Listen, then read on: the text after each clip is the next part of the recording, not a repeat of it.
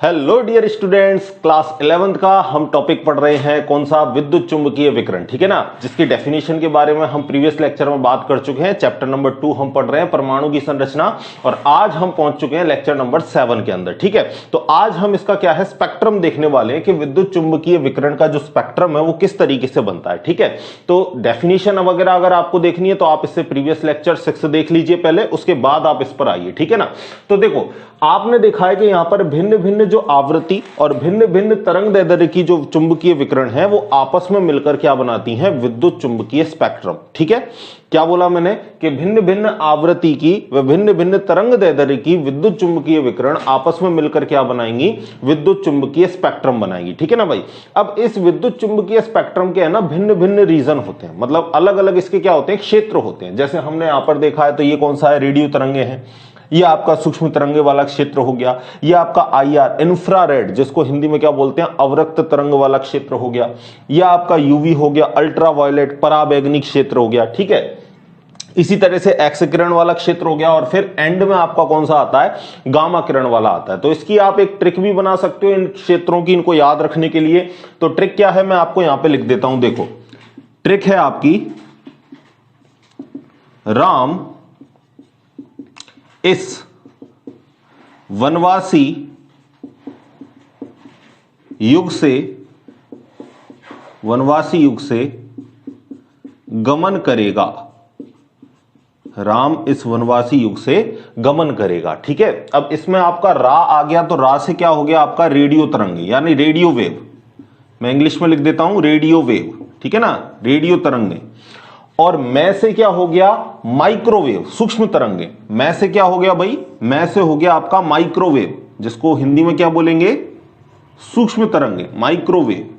और अगर हम बात करें किसकी, इसकी, तो इससे हो गया आईआर इंफ्रारेड। ठीक है, इससे क्या हो चुका है आपका आईआर इंफ्रारेड, और इंफ्रारेड को हिंदी में क्या बोलेंगे, अवरक्त क्षेत्र। मैं यहां लिख देता हूं आईआर, और इसको बोलते हैं इंफ्रारेड, इंफ्रारेड जिसको हिंदी में बोलेंगे अवरक्त क्षेत्र, अवरक्त क्षेत्र। ठीक है, और इसी तरीके से वनवासी, वनवासी किससे क्या होगा आपका, विजिबल। वनवासी से क्या होगा, विजिबल। विजिबल का मतलब दृश्य क्षेत्र, जो आपको आंखों से दिखाई दे, ऐसे क्षेत्र को क्या बोलते हो, दृश्य क्षेत्र। इंफ्रारेड थोड़ी दिखाई देता है आपको, इसके लिए आप याद हो तो रात में आपने देखा होगा कई तरीके की क्या है, अलग अलग वो आ गए, क्या बोलते हैं उसको, जो सड़कों पर लगाए जाते हैं ना कैमरे, तो आप देखते हो इंफ्रारेड कैमरे लगा दिए। ठीक है ना, क्योंकि वो आपको आंखों से दिखाई नहीं देते, लेकिन उस कैमरा उसको क्या है, कैप्चर कर लेता है।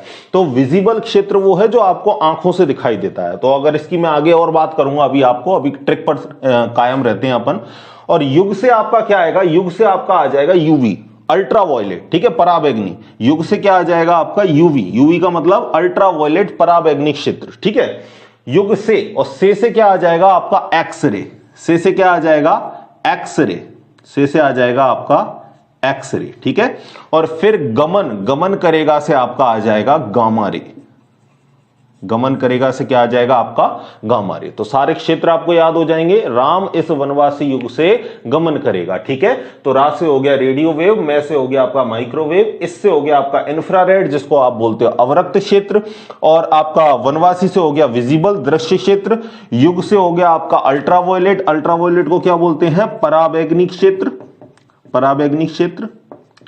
और इसके बाद से हो गया आपका एक्सरे, और गमन करेगा, गमन से हो गया आपका गामा रे। ठीक है ना, तो ये तो आपके अलग अलग क्षेत्र हो गए। अब अगर मैं इस पूरे की बात करूं तो ये ग्राफ में अगर आप देखोगे तो यहां से यहां जा रहे हो तो आपकी आवृत्ति के मान, फ्रीक्वेंसी के जो मान है वो बढ़ रहे हैं। फ्रीक्वेंसी किसमें देते हैं, हर्ट्ज में, और वेवलेंथ और तरंग दैर्ध्य को किसमें देते हैं अपन, मीटर में। ठीक है ना, तो देखो यहां 0 था, यहां 2 4, यानी इस तरफ मान बढ़ रहे हैं। और अगर मैं तरंग दैर्ध्य को देखूं तो इधर 8 था, 6 था, 4 2, फिर आपके आ गए माइनस में। यानी अगर इधर से इधर जाएं तो आवृत्ति के मान बढ़ रहे हैं, और इधर से इधर जाएं तो तरंग दैर्ध्य के मान कैसे हो रहे हैं, कम हो रहे हैं। ठीक है, तो हम यहां क्या कहेंगे, यहां से यहां जा रहे हैं तो आवृत्ति बढ़ रही है, अलग मार्कर से भी लिख लेते हैं। ठीक है, आवृत्ति बढ़ रही है, और क्या वेवलेंथ आपकी घट रही है, और अगर फ्रीक्वेंसी बढ़ रही है तो आपकी एनर्जी के मान भी कैसे होंगे, बढ़ेंगे, क्योंकि आगे आप एक फॉर्मूला पढ़ने वाले हो E = h न्यू, यानी जो आवृत्ति है उसके डायरेक्टली प्रोपोर्शनल कौन है, ऊर्जा। ठीक है, तो अगर आवृत्ति बढ़ रही है तो ऊर्जा के मान भी यहां पर कैसे होंगे, आपके बढ़ेंगे। ठीक है, अब देखो नीचे मैंने आपको एक चीज और लिख रखी है, यहां से अगर 10⁻15 रीजन देखूं तो यहां पर मैंने एक आपको अलग से 7 कलर दिख रहे हैं आपको, कौन से हैं, विबग्योर। ठीक है ना, violet, indigo, blue, green, yellow, orange और रेड। और इनको हिंदी में लिखना चाहें अपन तो हिंदी में भी लिख सकते हैं। हिंदी में अपन क्या लिखते हैं इसके लिए, बैगनी, बैनी आहा पीनाला। ठीक है, यही लिखते हैं, बैनी आहा पीनाला, बैगनी, नीला, ठीक है, आसमानी, तो इंडिगो तो आसमानी होता है आपका, तो इसको आप लिख लो, आसमानी हो गया इंडिगो, नीला ये हो गया ब्लू, बैनी आहा, ह से हो गया हरा, पीला और नीला, और आपका ना से हो गया नारंगी, और लाल से हो गया आपका रेड। ठीक है, तो ये आप हिंदी में लिख लोगे। ये क्या होता है, आपका दृश्य प्रकाश वाला क्षेत्र होता है। अब अगर मैं यहां पर बात करूं तो इसकी तरंग दैर्ध्य कितनी है, लाल रंग के प्रकाश की तरंग दैर्ध्य कितनी है आपकी भाई, 750 नैनोमीटर। और अगर मैं बैगनी की बात करूं तो बैगनी रंग की जो तरंग दैर्ध्य है वो कितनी है, 400 नैनोमीटर। यानी हम क्या कहेंगे कि लाल रंग की जो तरंग दैर्ध्य है, जो लाल रंग की तरंग दैर्ध्य है वो कैसी होती है, सर्वाधिक। लाल रंग की तरंग दैर्ध्य कैसी होती है, सर्वाधिक। ठीक है, कितनी होती है, 750 नैनोमीटर। तभी तो भाई जितने भी ट्रैफिक सिग्नल हैं उनको किसका बनाया जाता है, लाल कलर का बनाया जाता है, क्योंकि बहुत दूर से भी वो आपको आसानी से क्या है, दिखाई देते हैं। समझ गए, तो जो आपकी जो लाल रंग की तरंग दैर्ध्य सर्वाधिक होती है, इस वजह से सारे जो ट्रैफिक सिग्नल हैं, जो खतरे के निशान है, वो सारे किससे बनाए जाते हैं, लाल रंग से बनाए जाते हैं। और अगर हम सबसे कम तरंग दैर्ध्य की बात करें तो सबसे कम तरंग दैर्ध्य किसकी है भाई, बैगनी रंग की। बैगनी रंग की जो वेवलेंथ है वो कैसी है, सबसे कम, सबसे कम। और कितनी है भाई, अगर आपसे कोई वैल्यू पूछे तो कितनी है भाई, 400 नैनोमीटर है। ठीक है, 400 नैनोमीटर है। तो एक बार आप इस चीज को लिखो, फिर मैं आपको थोड़ा सा डेटा और लिखाऊंगा कि कौन से रीजन का कितना फ्रीक्वेंसी होता है। ठीक है, एक बार इन सारी चीजों को अच्छे से आप ग्राफ को, इसको डायग्राम को बनाओ और इन वैल्यूज को आप लिखो। पहले एक बार लिख लिया, वीडियो को पॉज करके आप लिख लो आराम से। ठीक है, चलें आगे। देखो, तो यहां से अगर आप यहां गए तो ये तीनों चीज मैंने आपको बता दी कि आपकी आवृत्ति बढ़ेगी, आपकी वेवलेंथ कम होगी, तरंग दैर्ध्य कम होगी और आपकी ऊर्जा बढ़ेगी। और अगर इधर से इधर जाओगे तो उल्टा कर देना, अगर हम इधर से इधर जाएंगे तो आपकी आवृत्ति कम होगी, आपकी तरंग दैर्ध्य कैसी हो जाएगी, बढ़ जाएगी, और आपकी जो ऊर्जा के मान है वो भी कैसे हो जाएंगे, कम हो जाएंगे। ठीक है, अब देखो कुछ रीजन हम देख लेते हैं कि कौन सा रीजन कितनी फ्रीक्वेंसी रखता है। तो अगर मैं रेडियो तरंग की बात करूं, इस रेडियो तरंग की बात करूं, ये भी रेडियो तरंग है भाई। ठीक है ना, तो पूरे अगर मैं रेडियो तरंग की बात करूं और अगर एक अप्रोक्सीमेट इनके लिए अगर फ्रीक्वेंसी देखूं तो रेडियो तरंग के लिए जो आवृत्ति है आपकी वो लगभग कितनी रखते हैं भाई, 10⁻6 हर्ट्ज। ठीक है, ये इसकी आवृत्ति होती है। अब आप यहां FM AM देख रहे हो। ठीक है ना, FM का मतलब होता है फ्रीक्वेंसी मॉड्यूल, ठीक है ना, और AM का मतलब होता है आयाम मॉड्यूलेशन। ठीक है ना, A से आप एम्पलीट्यूड लिखते हो इसको इंग्लिश में। ठीक है, अब देखो यहां पर आपने देखा है सूक्ष्म तरंग, सूक्ष्म तरंग को क्या बोलते हैं, माइक्रोवेव। ठीक है, तो इसके लिए क्या लिखेंगे, दूसरे के लिए क्या लिखेंगे हम, जो माइक्रोवेव है, इस तरीके से 3-4 रीजन हम देख लेते हैं। जो आपका माइक्रोवेव है, जो सूक्ष्म तरंग है, उसके लिए फ्रीक्वेंसी कितनी है, सूक्ष्म तरंग के लिए जो आवृत्ति है वो आवृत्ति के मान कितने हैं भाई, फ्रीक्वेंसी के मान इसके लिए कितने हैं, 10⁻10 हर्ट्ज लगभग। ठीक है ना, ऑलमोस्ट वैल्यू ये हम लिख रहे हैं कि इसके बीच में आसपास ये लाई करता है। और अगर IR के लिए देखें, अवरक्त क्षेत्र के लिए देखें, अवरक्त क्षेत्र के लिए देखें, यानी IR के लिए अगर हम देखें तो ये जो वैल्यूज होती है वो अप्रोक्सीमेट कितनी होती है, 10⁻13 हर्ट्ज। ठीक है ना, ये अप्रोक्सीमेट वैल्यू कितनी है, 10⁻13, जो इसके बीच में लाई करती है कहीं। ठीक है, और अगर हम विजिबल के लिए देखें, दृश्य प्रकाश या दृश्य क्षेत्र के लिए, दृश्य प्रकाश, विजिबल रीजन जो आपको दिखाई देता है, विजिबल रीजन के लिए अगर हम देखें तो ये देखो 14 से तो आगे है और 16 से तो ये पहले है और 14 के ये बाद में है। यानी ये कितना है, विजिबल रीजन कितना है, 10⁻15 हर्ट्ज के आसपास है। ठीक है, 10⁻15 हर्ट्ज के आसपास है। और एक लास्ट की बात और कर लेते हैं, एक विजिबल यूवी रीजन की, पराबैंगनी क्षेत्र की बात और कर लेते हैं। एक लास्ट है आपका अगला, पराबैंगनी क्षेत्र, पराबैंगनी क्षेत्र, यूवी रीजन। ठीक है, अल्ट्रावायलेट रीजन, यूवी रीजन। तो देखो यूवी रीजन आपका कितने पर है, 10 की पावर 16 हर्ट्ज के लगभग है, 10 की पावर 16 हर्ट्ज के लगभग है। तो ऑलमोस्ट ये वैल्यू आपको थोड़ी सी ध्यान में रखनी है, ठीक है। एक बार आप इनको भी साथ के साथ लिख लीजिए। लिख लिया भाई, चलें आगे। देखो अब नेक्स्ट क्या है, नेक्स्ट आपका जो टॉपिक आएगा वो आएगा आपका इलेक्ट्रोमैग्नेटिक, जो आपकी रेडिएशन है, जो वेव्स हैं आपकी, उसकी प्रकृति के बारे में हम बात करेंगे। तो तरंगीय प्रकृति के बारे में अगर हम बात करें तो काफी सारी लाइट की प्रॉपर्टी, जैसे आपका व्यतिकरण हो गया, विवर्तन हो गया, ठीक है ना, इंटरफेरेंस हो गया, डिफ्रैक्शन हो गया, ये सारी चीजों को समझा दिया था किसने, लाइट के वेव नेचर ने, ठीक है ना। लेकिन कुछ कैरेक्टर्स ऐसे भी थे जिनको वेव नेचर से समझा पाना आपके लिए कठिन हो रहा था। जैसे एक बात करेंगे हम किसकी, कृष्णिका विकिरण की। देखो पहले तो हेडिंग लगा लो, पहले हेडिंग लगा लो आप, विद्युत चुंबकीय विकिरण की, विद्युत चुंबकीय विकिरण की तरंग प्रकृति के बजाय अब आप पढ़ोगे कौन सी, कणीय प्रकृति, कणीय प्रकृति, कणीय प्रकृति, ठीक है ना। और इसी में हम एक सब हेडिंग लगा लेते हैं किसकी, कृष्णिका विकिरण, कृष्णिका विकिरण, जिसको इंग्लिश में क्या बोलेंगे, black body radiation, black body radiation, black body radiation. समझना भाई इस चीज को, ये कृष्णिका विकिरण होता क्या है। देखो भाई इसको दिया किसने था भाई, इसको दिया था आपको प्लांक नामक वैज्ञानिक ने। तो हम इसको ऑब्लिक लगा के एक नाम भी लिख लेते हैं इसका, प्लांक का क्वांटम सिद्धांत, ठीक है, प्लांक का क्वांटम सिद्धांत, ठीक है।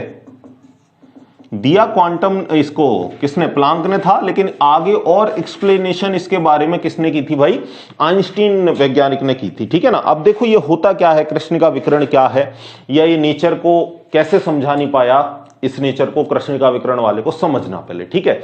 कृष्णिका विकिरण क्या होता है पहले तो इसको समझ लो, ठीक है।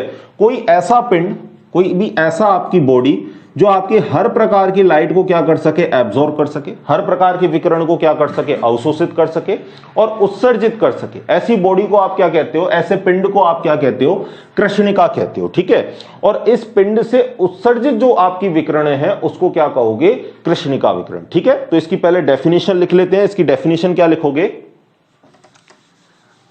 ऐसा पिंड, ऐसा पिंड जो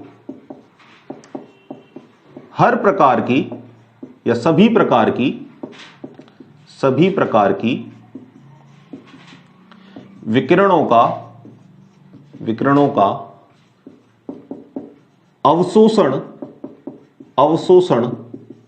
व उत्सर्जन कर सकता हो, कृष्णिका कहलाता है। कृष्णिका, और इंग्लिश में इसको क्या बोलेंगे, ब्लैक बॉडी, कृष्णिका कहलाता है,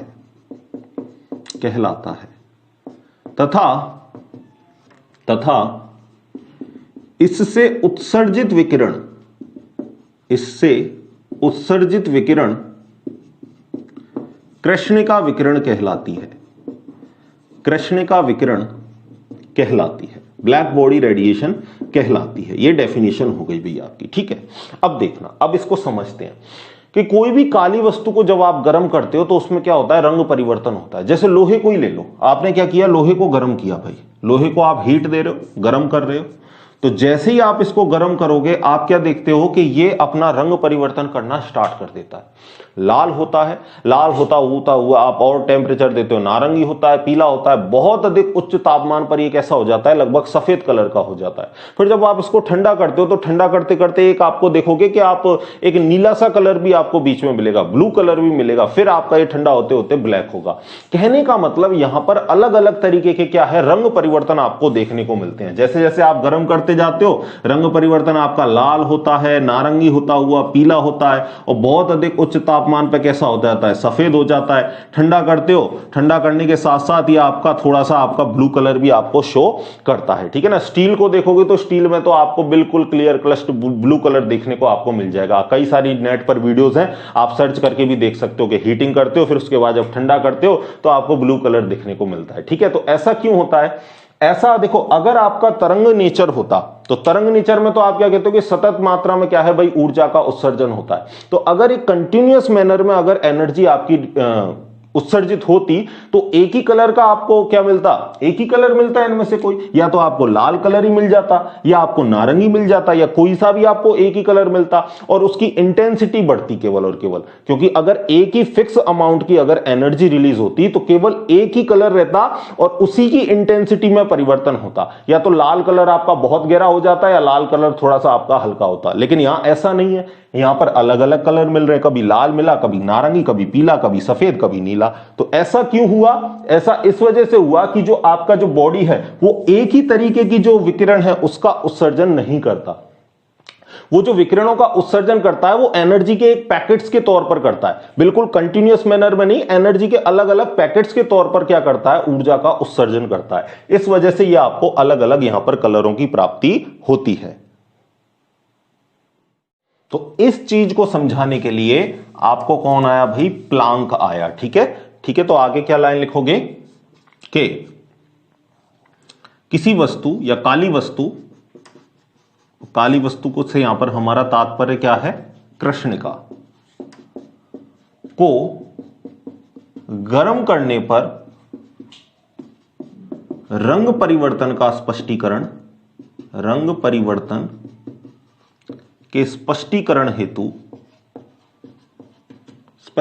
हेतु प्लांक ने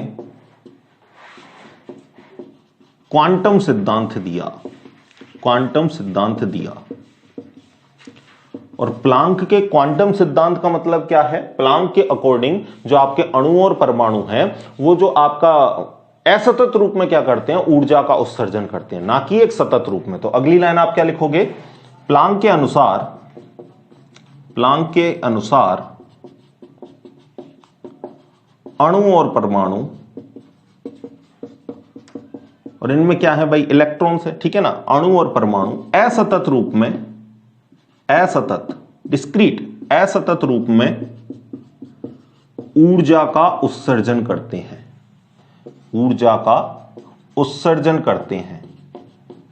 ना कि सतत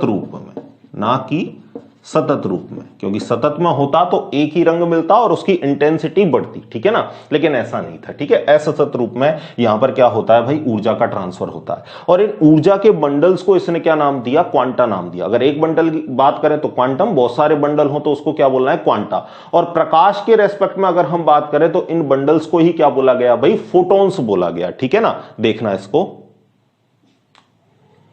ऊर्जा का उत्सर्जन व अवशोषण छोटे छोटे बंडल्स में होता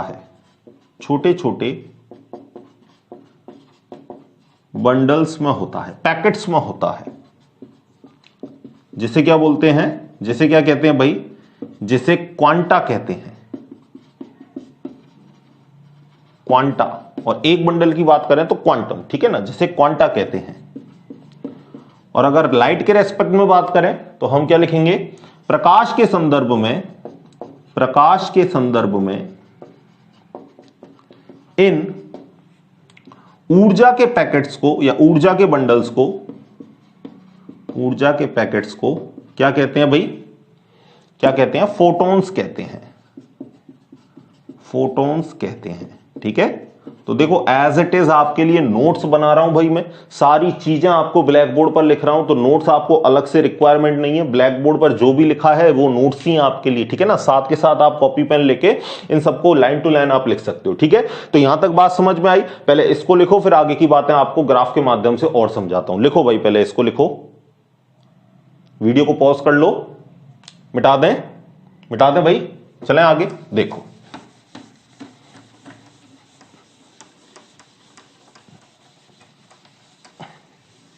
देखना,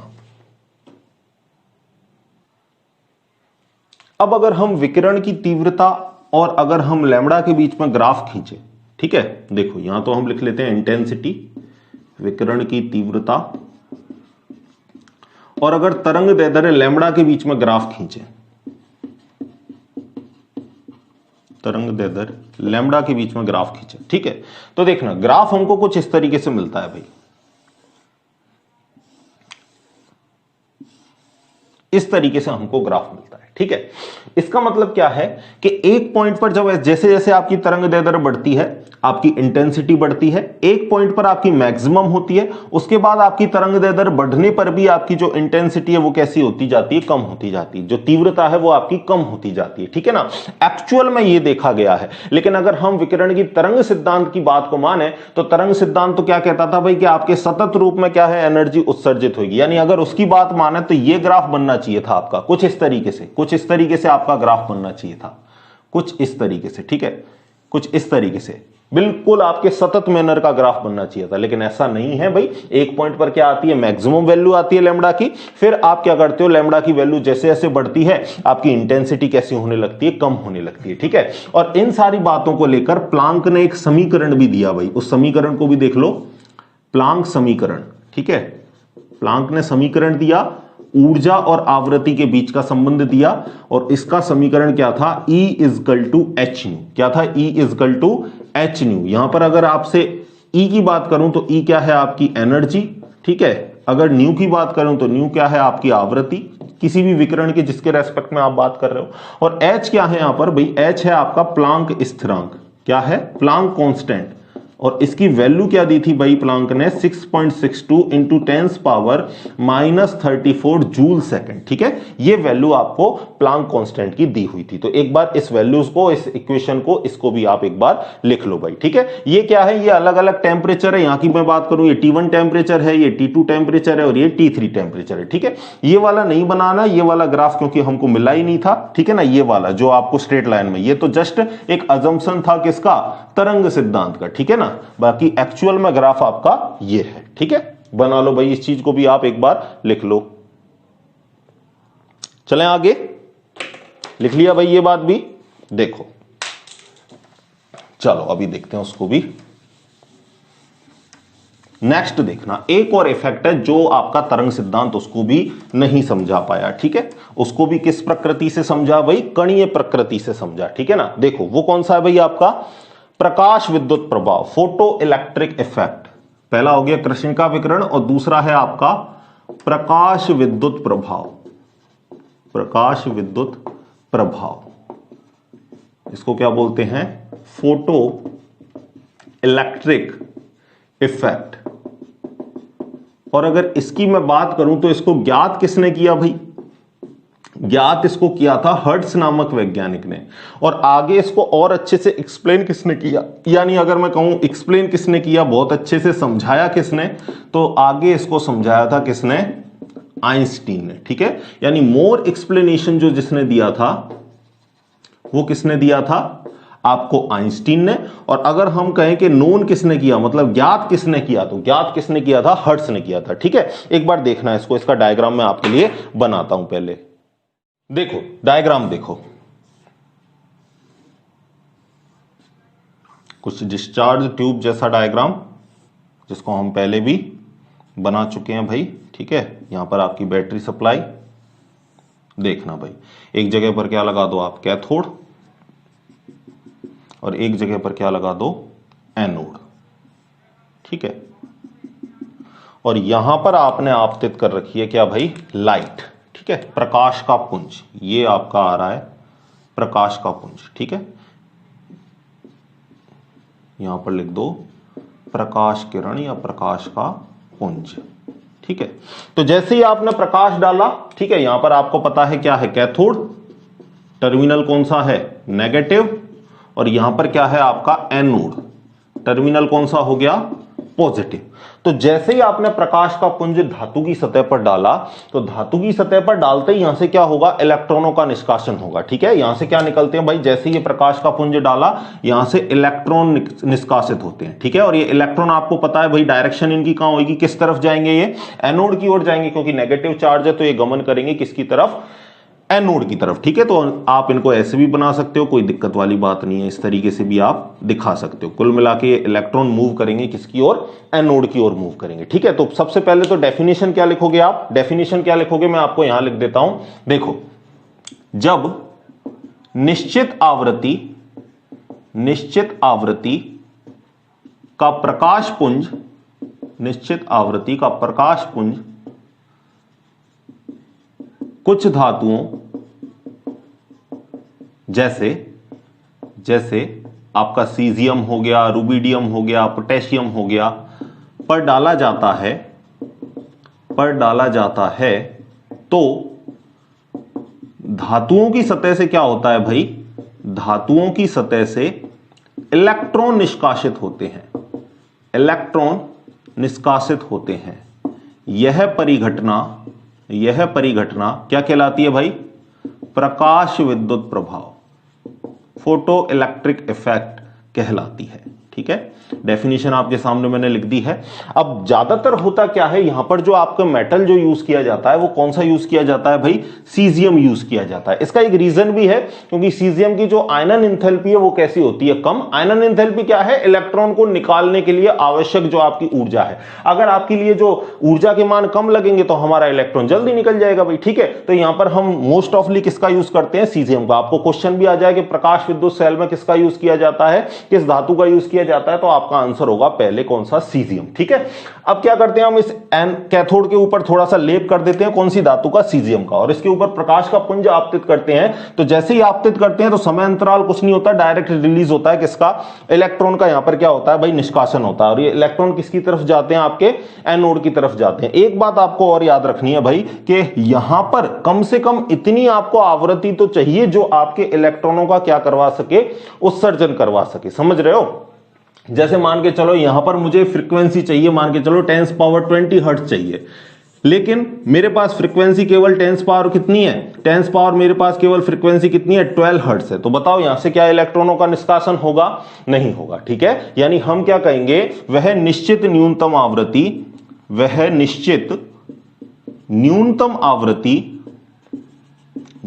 आवृत्ति जो धातु की सतह से इलेक्ट्रॉन का निष्कासन करवा सके, क्या कहते हैं भाई उसे, दहलीज आवृत्ति कहते हैं। ठीक है, दहलीज आवृत्ति कहते हैं। इसको रिप्रेजेंट किससे करते हो, न्यू नॉट से। ठीक है ना, और इंग्लिश में उसको बोलते हैं थ्रेशोल्ड फ्रीक्वेंसी। क्या बोलते हैं इसको, थ्रेशोल्ड फ्रीक्वेंसी, यानी वो न्यूनतम आवृत्ति जो इलेक्ट्रॉन को निष्कासित करवाने के लिए आवश्यक हो, उसको बोलोगे आप दहलीज आवृत्ति। ठीक है, अब देखो होगा क्या यहां पर कि जो इलेक्ट्रॉन जो निकलने की संख्या है वो डिपेंड किस पर करती है, आपतित प्रकाश की तीव्रता पर। ठीक है, ये बात याद रखना, कंपटीशन एग्जाम में जनरली यहां से क्वेश्चन पूछेगा आपको कि निकलने वाले इलेक्ट्रॉन किस पर निर्भर करते हैं। तो आप याद रखोगे कि निष्कासित इलेक्ट्रॉनों की संख्या, अब इन इलेक्ट्रॉनों को फोटो इलेक्ट्रॉन्स भी बोल देते हैं, इन इलेक्ट्रॉनों को और क्या बोल देते हैं भाई, फोटो इलेक्ट्रॉन्स भी बोल देते हैं। समझ गए, तो क्या लिखोगे, निष्कासित इलेक्ट्रॉन या फोटो इलेक्ट्रॉन की संख्या, निष्कासित इलेक्ट्रॉन या फोटो इलेक्ट्रॉन की जो संख्या है वो किस पर निर्भर करती है भाई, किस पर निर्भर करती है, आपतित प्रकाश की तीव्रता, आपतित प्रकाश की तीव्रता पर निर्भर करेगी। जितनी ज्यादा इंटेंसिटी होगी लाइट की जितनी ज्यादा इंटेंसिटी होगी, इलेक्ट्रॉन उतने ही ज्यादा निकलेंगे। समझ गए, जितनी इंटेंसिटी की लाइट डाली, जितने आपने तीव्रता की लाइट डाली, उतनी ज्यादा संख्या में किसका निष्कासन होगा, इलेक्ट्रॉनों का निष्कासन होगा। और अब आपको पता है कि अगर इलेक्ट्रॉन निकले हैं तो कोई ना कोई स्पीड भी तो होगी भाई उनकी। ऐसे यहां पर कोई चीज टकरा कर इलेक्ट्रॉन निकले तो निकलेंगे तो कोई ना कोई वेलोसिटी होगी, कुछ ना कुछ स्पीड होगी उनकी, अरे होगी ना, निकलेंगे तो कुछ ना कुछ गतिज ऊर्जा उनकी होगी, स्पीड होगी कुछ ना कुछ। तो जो स्पीड है वो किस पर डिपेंड करेगी, याद रहे, स्पीड किस पर डिपेंड करेगी भाई, आपकी प्रकाश की तीव्रता पर। तीव्रता पर नहीं, आवृत्ति पर, फ्रीक्वेंसी पर। तीव्रता पर निर्भर कर गई संख्या, और जो आवृत्ति है, फ्रीक्वेंसी है, उस पर निर्भर कौन करेगा? आपके फोटो इलेक्ट्रॉन का वेग। तो अगली लाइन क्या लिखोगे? निष्कासित इलेक्ट्रॉनों का जो वेग है, या फोटो इलेक्ट्रॉन का जो वेग है, निष्कासित इलेक्ट्रॉन का वेग या फोटो इलेक्ट्रॉन का जो वेग है, वो किस पर निर्भर करेगा भाई? प्रकाश की आवृत्ति पर, फ्रीक्वेंसी पर, ना कि तीव्रता पर। ठीक है, इस पॉइंट को याद रखना। यहीं पर थोड़ा सा कंफ्यूजन होता है, तो एग्जाम में क्वेश्चन आपको यहीं से पूछा जाता है। सारी बातें बहुत इंपॉर्टेंट है भाई, फटाफट छाप लो, फोटो को बना लो भाई। फोटो अपनी किताब में बना लिया, लिख लिया, बोलो भाई, चलें आगे। सर हम तो बोल ही नहीं सकते। बोलोगे तो सिर्फ आप ही। चलो तो भाई आप केवल सुन सकते हो तो सुनो। ठीक है, अगली बात क्या करेंगे? एक फॉर्मूले को भी डेराइव करेंगे। अच्छा मुझे बताओ कि इलेक्ट्रॉन का जो वेग है वो कब आएगा? कब आएगा? जब हम आपके थ्रेशोल्ड एनर्जी से ज्यादा एनर्जी डालें। भाई थ्रेशोल्ड तो आपको पता है ना, मिनिमम एनर्जी थी जो इलेक्ट्रॉन को निष्कासित करवा सके। अब न्यूनतम बिल्कुल एनर्जी डाल रहे हो तो इलेक्ट्रॉन बिल्कुल कैसा निकलेगा? कुछ वेग ही नहीं आएगा उसका। ठीक है ना, यानी हम बहुत अच्छा आपका आवृत्ति का अगर प्रकाश डालें तो जो इलेक्ट्रॉन का जो वेग है, या जो भी आपका जो यहां से फोटो इलेक्ट्रॉन निकल रहा है, इसका वेग कैसा होगा? ज्यादा होगा। तो कह सकते हैं हम कि निष्कासित इलेक्ट्रॉन के लिए अगर हम एक फॉर्मूला निकालें तो क्या लिखेंगे? H new minus H new not बराबर होगा किसके? हाफ mv स्क्वायर के। कह सकते हैं ना भाई, कह सकते हैं। अरे भाई दहलीज ऊर्जा तो किसकी थी? आपकी न्यू नॉट। ये तो मतलब बिल्कुल कम थी आपकी, न्यूनतम।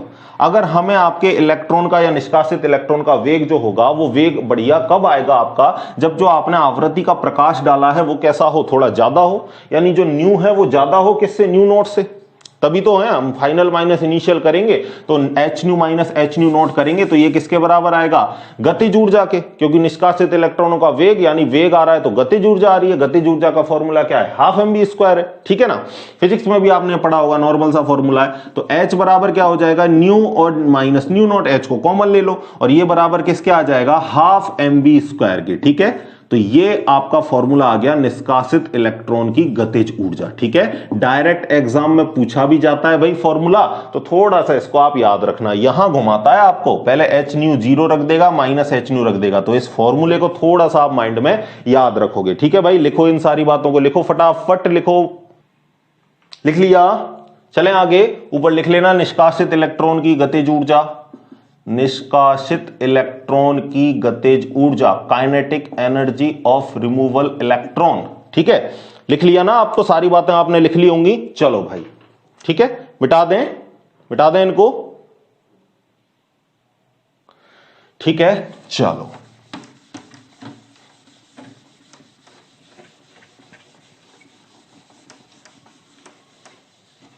देखो भाई, तो आज की क्लास में आपने क्या क्या पढ़ा? आज की क्लास में आपने कणीय प्रकृति पढ़ ली, कृष्णिका विकिरण पढ़ लिया और आपने प्रकाश विद्युत प्रभाव पढ़ लिया। ये दोनों इफेक्ट ऐसे थे जो लाइट के आपके वेव नेचर से कैलकुलेट नहीं हो रहे थे, तरंगीय प्रकृति से इनकी व्याख्या नहीं की जा रही थी। तो इसका मतलब मैक्स जो प्लांक था और जबकि आइंस्टीन वगैरह जो साइंटिस्ट थे, उनके दिमाग में आया कि भाई प्रकाश का जो नेचर है, या मैं कहूं जो सूक्ष्म कणों का या जैसे इलेक्ट्रॉन, इनका जो नेचर है वो केवल आपका वेव नेचर नहीं है, कोई और नेचर भी एग्जिस्ट करता है। और इन्होंने क्या बोला कि वो जो नेचर है वो कौन सा है? पार्टिकल नेचर है। यानी जो प्रकाश है, जो द्रव्य कण है, उनकी प्रकृति केवल तरंगीय नहीं है, उनकी प्रकृति तरंगीय होने के साथ साथ कैसी है? कणीय भी है। तो यहां से अब एक कंफ्यूजन स्टार्ट हुआ कि भाई प्रकाश को कैसा माने, या तो इसकी तरंगीय प्रकृति माने या इसकी कणीय प्रकृति माने। ठीक है ना, तो इन बातों का सॉल्यूशन लेके एक नियम और आया था, जो सिद्धांत था वो किसने दिया था? दे ब्रोगली ने दिया था, और वो था द्रव्य की द्वैत प्रकृति।